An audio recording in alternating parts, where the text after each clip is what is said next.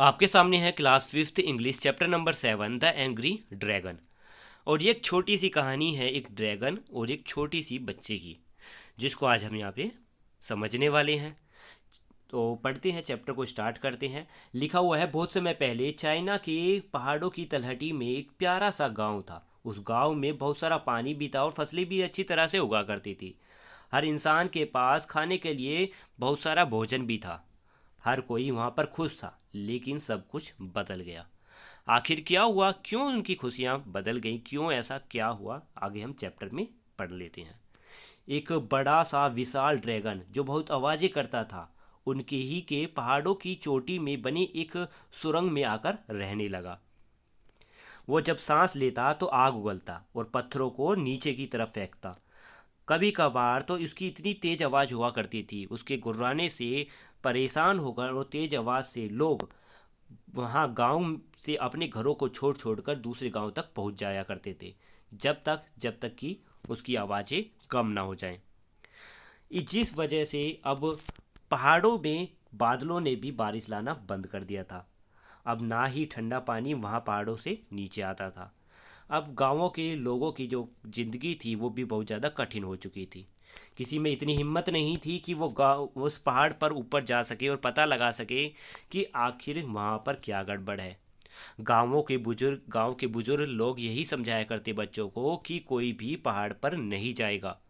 अगर कोई पहाड़ पर जाता है तो वहाँ पर जो खूंखार भयानक ड्रैगन है वो गरजता हुआ आएगा, तुम्हें पकड़ लेगा, तुम्हें ले जाएगा और तुम्हें खा जाएगा। और रियली में वहाँ के उस गांव के सभी बच्चे बहुत ज़्यादा डरे हुए थे, क्योंकि ड्रैगन बड़ी ही भयानक आवाज़ें निकालता था।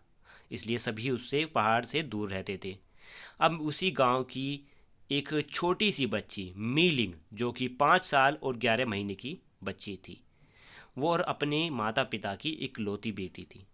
वो ज़्यादातर समय अपना एक बगीचे में बिताया करती थी, खेलने में। और वहाँ से वो पर्वत की चोटी तक आसानी से देख सकती थी, क्योंकि वो हमेशा वहाँ पर खेला करती थी। तो कभी कभार वो वहाँ से देख सकती थी कि किस तरीके से ड्रैगन आग उगल रहा है और पत्थरों को नीचे की तरफ गिरा रहा है और भयानक भयानक आवाज़ें बना रहा है, जिसकी वजह से उस आवाज़ों की वजह से वो अपनी डोल्स की आवाज़ें भी नहीं सुन पाती थी। वो मन ही मन सोचती कि कितना बेकार ड्रैगन है, जिसका बिहेवियर बिल्कुल भी अच्छा नहीं है। और वो अपनी डोल को बेड पर फेंक कर ये सोचने लगती कि क्या इस ड्रैगन को किसी ने भी अच्छे से व्यवहार करना नहीं सिखाया है।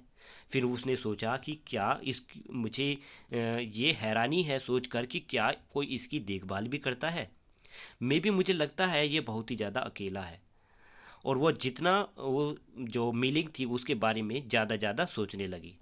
वो जितना उसके बारे में सोचती उतना उसे महसूस होता कि ड्रैगन सच में बहुत ज़्यादा अकेला है, उसे अकेलापन महसूस हो रहा है।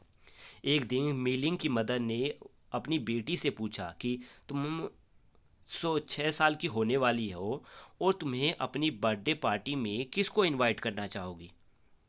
मीलिंग ने अपनी मदर को जवाब दिया और कहा कि मैं अपनी बर्थडे पार्टी पर अपने परिवार, अपने दोस्तों को इनवाइट करूंगी और साथ ही उस ड्रैगन से भी पूछूंगा क्या वो भी मेरी बर्थडे पार्टी पर इनवाइट होगा। इतना कहते ही उसने पहाड़ पर पर्वतों पर चढ़ना शुरू कर दिया, जिससे कि वो ड्रैगन को इनवाइट कर सके अपने बर्थडे पार्टी पर। उसकी मदर ने चिल्लाते हुआ कहा कि वापस आ जाओ, बेवकूफ़ मत बनो, वो ड्रैगन तुम्हें मार देगा।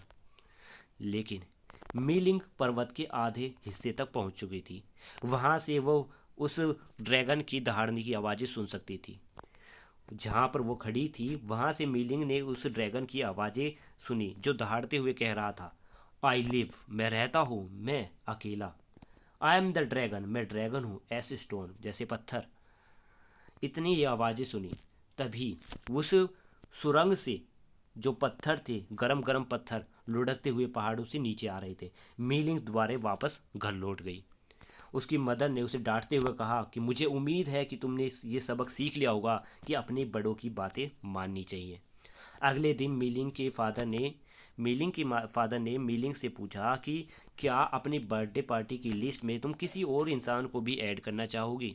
तो मीलिंग ने इस पर जवाब दिया कि मैं ड्रैगन को ऐड करना चाहूँगी, ड्रैगन का नाम इसमें लिखवाने चाहूँगी। इतना कहते ही वो फिर से उस माउंटेन पर जाने लगी। फादर ने उसे डांटते हुए कहा कि वापस आ जाओ, तुम बेवकूफ़ मत बनो। ड्रैगन तुम्हें ले जाएगा और ड्रैगन तुम्हें पकड़ लेगा और तुम्हें यहाँ से ले जाएगा। बट मीलिंग वापस नहीं आई। वो वहाँ पर उसकी पहाड़ की चोटी पर इस बार पहुँच चुकी थी, जहाँ से वो उस ड्रैगन को देख सकती थी। वो ड्रैगन जो बड़ा साइज़ में बड़ा ही विशाल था और बड़ी सी उसकी पूँछ थी, जो अपनी पूँछों को थपथपा रहा था और बड़ी ही भयानक भयानक आवाज़ें निकाल रहा था। बहुत ही डरावना सॉन्ग उसकी थपथपाने से सुनाई दे रहा था। ड्रैगन ने कहा कि तुम ये मेरे घर के आसपास घूमने की हिम्मत मत करो। मैं एक ड्रैगन हूँ जो आग और पत्थर के साथ सांस लेता है। तभी आग की लपटें ड्रैगन के मुंह से बाहर निकलती हैं और लगभग मीलिंग के लंबे बालों तक पहुंचने ही वाली होती हैं। तभी मीलिंग मुड़ती है और घर वापस भाग जाती है, इससे पहले कि ड्रैगन उसे जला दे। फिर उसके फादर उसे समझाते हुए कहती हैं कि मुझे उम्मीद है तुमने अपना सबक सीख लिया होगा और तुम फिर से दोबारा ऐसी गलती नहीं करोगी। मीलिंग का बर्थडे था। दिन बड़ा ही सुहाना था और बड़ा ही साफ था, और ये दिन बड़ा ही अच्छा था एक पार्टी के लिए। मीलिंग ने फिर से कहा, क्या कहा, कि मुझे अपने बर्थडे पार्टी में ड्रैगन चाहिए। मैं चाहती हूँ कि ड्रैगन भी यहाँ हो। और वंस मोर उसने फिर से उस पहाड़ पर चढ़ना शुरू कर दिया। उसके फादर ने उसे कहा कि वापस आ जाओ। मदर ने मिन्नती की कि ऐसी बेवकूफ़ी मत करो। दादा दादी ने भी ये कहा कि आगे मत जाओ। उसके फ्रेंड्स ने भी उसे मिन्नती की कि ऐसी भयानक काम मत करो। लेकिन मेलिंग किसी की सुनने वाली नहीं थी। वो और ऊंचा और ऊंचा चढ़ती चली गई और आखिरकार वो उस पहाड़ की चोटी तक पहुंच चुकी थी, जहां से वो देख सकती थी कि हर जगह आग लगी हुई है। ज़मीन भी हिल रही है। ज़मीन भी हिल रही है ड्रैगन की सांसों से। मीलिंग ड्रैगन से कहती है, सॉरी, हाँ, मीलिंग ड्रैगन की आवाज़ें सुनती है। ड्रैगन कह रहा है, मैं यहाँ इस अंधेरी गुफा में अकेला रहता हूँ। कौन है जो यहाँ पर आया है? कौन है वो साहसी और बहादुर जो मेरे पास आया है? मीलिंग कहती है कि तुम बड़े ही गुस्सेल हो, पर मैं जानती हूँ कि तुम अकेले भी हो। तुम अकेलापन महसूस करते हो, इसलिए मैं तुम्हें इनवाइट करने आई हूँ अपनी बर्थडे पार्टी में। तो ड्रैगन इस बात को सुनने के बाद बड़ा ही शांत हो जाता है। उसकी गुर्राने की और दहाड़ने की आवाज़ कम हो जाती है और वो बड़ी ही सॉफ्ट वॉइस में, बड़ी ही मधुर आवाज़ में कहता है, मीलिंग, मुझसे पहले कभी किसी ने इस तरीके से बातें नहीं कही। तुम दूसरे लोगों से ज़्यादा दयालु और बहादुर भी हो। मैं बिल्कुल तुम्हारी बर्थडे पार्टी में आऊँगा। मेरी पीठ पर चढ़ो और हम एक साथ माउंटेन्स यानी पहाड़ से नीचे उतरेंगे। और फिर वो जैसे ही माउंटेन से नीचे आ रहे थे, तभी उनके साथ साथ एक ठंडा नीला पानी का झरना बहता हुआ, नीले पानी की धारा बहती हुई उनके साथ आ गई। अब रिवर भी उनके साथ साथ गांवों तक पहुंच चुका था। एक बार फिर गांव में ठंडा और ताज़ा पानी था। जल्द ही पेड़ों ने भी उगना शुरू कर दिया था। फसलें भी अच्छी हो चुकी थी। लोगों के पास भी अब बहुत सारा खाना था और लोग भी अब फिर से खुश हो चुके थे। अगर ड्रैगन की बात करें तो वो ड्रैगन भी अब चाइना के उस गांव में रहने लगा सभी लोगों के साथ। पीपल्स उस ड्रैगन को सभी लोग उस ड्रैगन को एक सिंबल मानते थे गुड लक का। और मीलिंग, जो कि इस गांव की हीरोइन बन चुकी थी, उसने भी अपना बर्थडे सेलिब्रेट किया। और ये बर्थडे उसने कई बार सेलिब्रेट किया, कई सालों में अलग अलग।